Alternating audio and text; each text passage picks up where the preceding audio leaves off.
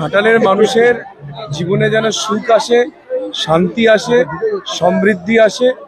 গরিব ভাই বোনেরা যারা পড়াশোনা করে ঘরে বসে আছে তারা যেন চাকরি পায়। যে বাবা মারা অনেক কষ্ট করে ছেলে মেয়েদেরকে পড়াশোনা করিয়েছে তারা যেন কাজ পায়।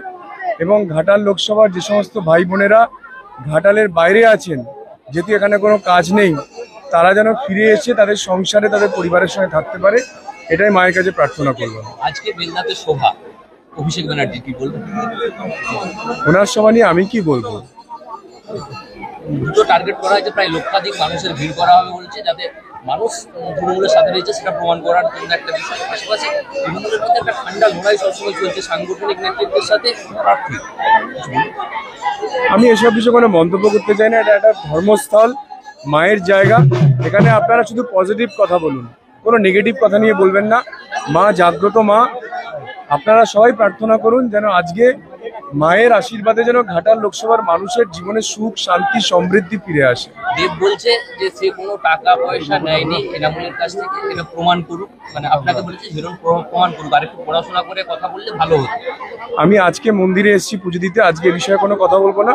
পরে আপনাদেরকে প্রত্যেকটা জবাব দেবো, যা যা উনি বলেছেন তার সব জবাব দেবো। আজকে মন্দিরে এসেছি, আজকে অ্যাটলিস্ট শান্তিতে মায়ের পুজো করতে দিন। কিভাবে প্রচার সারবেন? না, সকাল থেকে তো প্রচার চলছে। আমি তো প্রায় 2 ঘন্টা ধরে প্রচার করে এখন মন্দিরে এসেছি। সকালে 2 ঘন্টা 10টা থেকে 12টা প্রচার পর্ব শেষে এখানে এসেছি।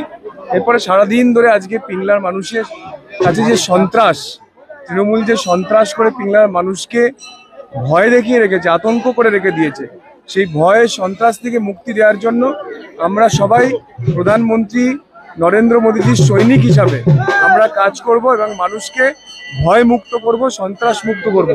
এই কাজ করলেই বাকি সব কাজ হয়ে যাবে। আজকে সবং এলাকায় একজন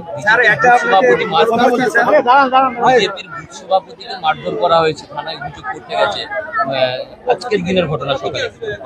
দেখুন, এটা তো আমাদের বাংলার যে সন্ত্রাস, আপনারা দেখেছেন আমাদের বুথ সভাপতিদেরকে মেরে খুন করে গাছে ঝুলিয়ে দিয়েছে।